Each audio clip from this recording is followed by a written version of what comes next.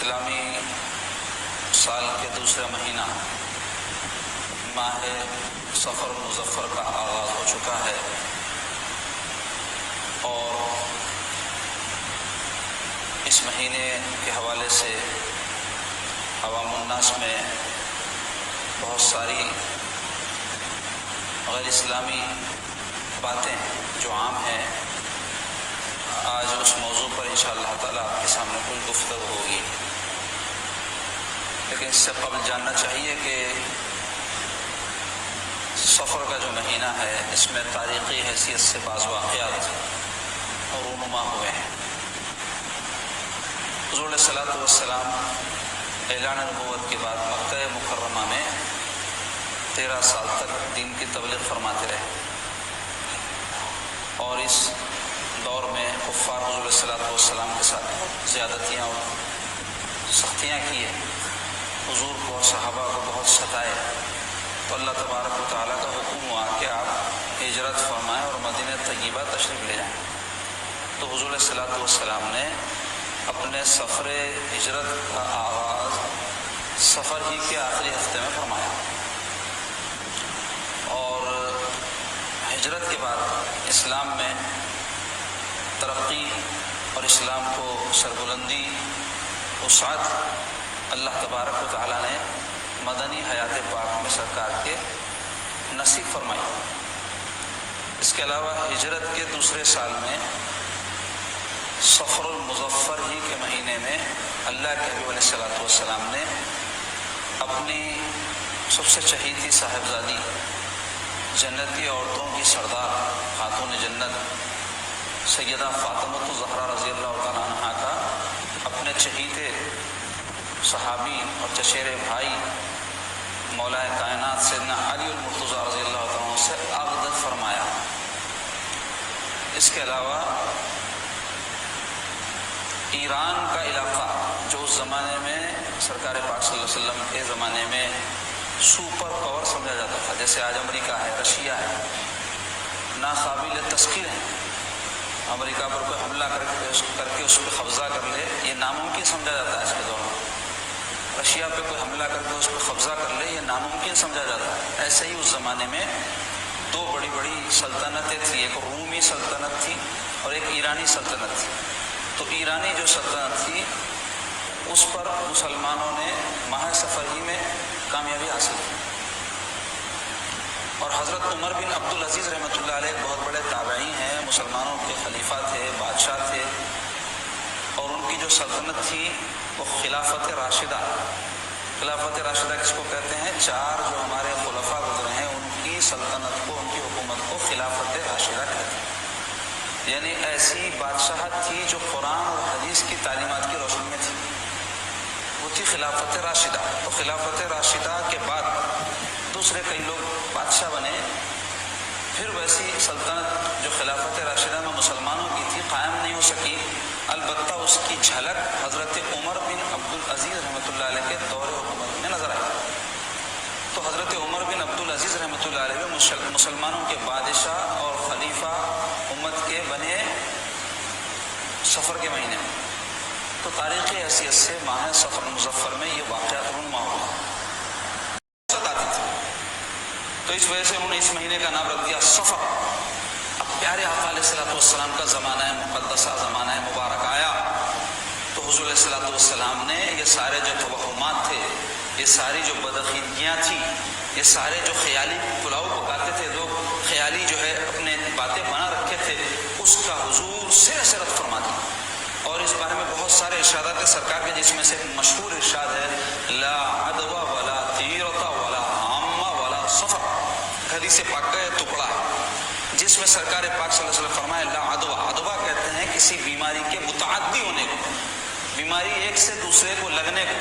تو ان لوگوں کا عقیدہ تھا ایسا کہ بیماری جو ہوتی ہے وہ ایک دوسرے کو لگتی ہے. تو سرکار فرمایا لگتی ضرور ہے، اللہ کے حکم بغیر نہیں لگتی. اللہ جب تک نہ چاہے نہیں لگتی. لا عدوى، اللہ کے حکم کے بغیر بیماری متعدی نہیں ہو سکتی.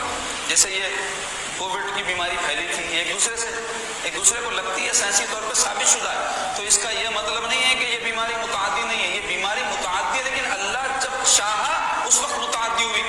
ورنہ بیماریاں دنیا میں لاکھوں کروڑوں روزانہ آتی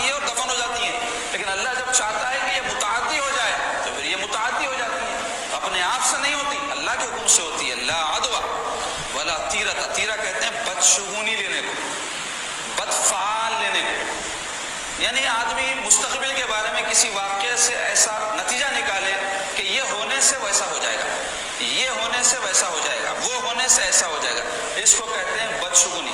ہمارے معاشرے میں بھی آج بھی اسلام کے ماننے والوں میں بہت سارے لوگ ایسے ہیں جو بدشگونی کا شکار ہیں۔ مثلا بلی رستہ کاٹ دی، کام نہیں بنتا، یہ بدشگونی ہے۔ اور یہ ہاتھ کھجایا سیدھا بایاں کیا کہ بولتے، وہ کھجایا تو کام نہیں ہوتا، کوئی مصیبت آتی، پیٹ کھجائی جوتے کھاتے، وہ فلاں ہوا تو یہ ہو جاتا، آنکھ پھڑکی تو وہ ہو جاتا، تو یہ سب کیا ہے؟ بدشگونی، بدفعال ہے۔ تو اسلام میں بدفعالی کی کوئی گنجائش نہیں ہے، اس لیے کہ مومنوں ہم موحد ہیں، توحید کے عقیدے کے ماننے والے ہیں۔ اور توحید کا عقیدہ کیا ہے؟ اللہ ایک ہے، یہ تو سب کو معلوم ہے، لیکن ہمارا جو اللہ ایک ہم مانتے ہیں عقیدہ، وہی اللہ ایسا ایک ہے جو کارساز ہے، وہی اللہ ایسا ایک ہے جو نافع اور ضار ہے، نفع اور نقصان کا مالک ہے۔ وہ جب تک نہ چاہے کسی کو کوئی نقصان کوئی بھی نہیں پہنچا سکتا، وہ جب تک نہ چاہے کوئی کسی کو کوئی فائدہ پہنچا نہیں سکتا۔ یہ آپ کا عقیدہ جب تک نہ ہو، توحید کا عقیدہ آپ کا پورا نہیں ہوتا۔ اللہ ایک ہے ماننا صرف یہ نہیں کہ اللہ ایک ہے مان لو، اللہ کس معنی میں ایک ہے؟ اس معنی میں کہ حقیقی مالک، حقیقی رازق، حقیقی نافع، نفع پہنچانے والا، حقیقی ضار، نقصان پہنچانے والا صرف اللہ ہے۔ اب اللہ چاہے تو پھر باقی اسباب پیدا ہو جاتے ہیں نفع اور نقصان کے پہنچانے کے، جیسے ہم وسیلے کے قائل ہیں، ہم یہ مانتے ہیں وسیلے کے تحت کہ حقیقی عطا کرنے والی ذات اللہ کی ہے، ہم اللہ کے نیک بندوں کا وسیلہ لیتے ہیں اللہ کے حضور میں، جس کا کہ قرآن میں بھی حکم ہے، حدیثوں میں بھی ثابت ہے۔ خیر وہ موضوع نہیں ہے، میں بتانا چاہتا ہوں مانتے یہی ہیں کہ حقیقی مالک اللہ ہے، حقیقی نافع اللہ ہے، حقیقی ضار اللہ ہے۔ قرآن مجید میں اللہ تعالیٰ کا ارشاد ہے، قرآن پڑھو، اس کے معنی میں غور کرو، اور جو تعلیم قرآن اور حدیث سے ہم کو ملتی ہے اس پر عمل کرو، اسی لیے قرآن اور حدیث ہے۔ تو عزیزو، اللہ تعالیٰ ارشاد فرما رہے ہیں وَإِن يَمْسَسْكَ اللَّهُ بِضُرٍّ فَلَا كَاشِفَ لَهُ إِلَّا هُوَ۔ کیا فرما رہے ہیں؟ وَإِن يَمْسَسْكَ اللَّهُ، اگر اللہ پہنچانا چاہے تجھ کو، وَإِن يَمْسَسْكَ اللَّهُ بِضُرٍّ، کوئی تکلیف، کوئی پریشانی، کوئی مصیبت، کوئی ناموافق بات اللہ اگر تجھ کو پہنچانا چاہے، کس کو؟ ہم کو۔ وَإِن يَمْسَسْكَ اللَّهُ بِضُرٍّ فَلَا كَاشِفَ لَهُ، تو اس کا کوئی کھولنے والا نہیں ہے، اس مصیبت کو کوئی ہٹانے والا نہیں ہے، اس پریشانی کو کوئی دور کرنے والا نہیں ہے۔ لا کاشف لہ الا ہو، سوائے اس کے، یعنی اللہ ہی کے۔ اللہ جب پہنچایا ہے تو وہی اس مصیبت کو ہٹا سکتا ہے، وہی اس پریشانی کو ہٹا سکتا ہے۔ مثلا ایک آدمی کو بیماری اللہ پہنچانا چاہے، وہ بیمار ہو گیا، اب وہ ڈاکٹروں کا نہیں جائے، دعائیں پڑھا لے اور کچھ بھی کام جو اسباب کی صورت میں سب کر لے، وہ اچھا نہیں ہوگا اس وقت تک کہ جب اللہ کا حکم نہ ہو کہ اچھا ہو جائے۔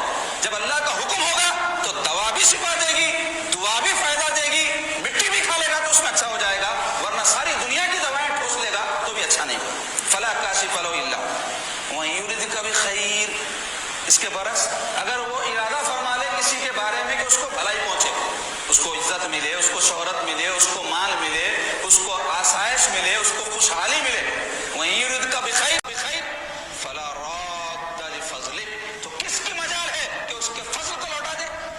وہ چاہتا ہے کہ کامیاب کر دے کسی کو، کسی کی مجال ہے کہ اس کو ناکام کام کر دے؟ یہ ایمان اور عقیدہ ہے توحید کے تحت۔ تو پھر عزیزو، کیسے ایسے ممکن ہے کہ بلی راستہ کاٹ دے تو انسان کا کام خراب ہو جائے، اس کا ہاتھ کھجائے تو اس کو کوئی مصیبت آ جائے، اس کی آنکھ پھڑکے تو اس کے کام خراب ہو جائے؟ ایک موحد کا ایسا عقیدہ ہو سکتا ہے؟ ہرگز نہیں۔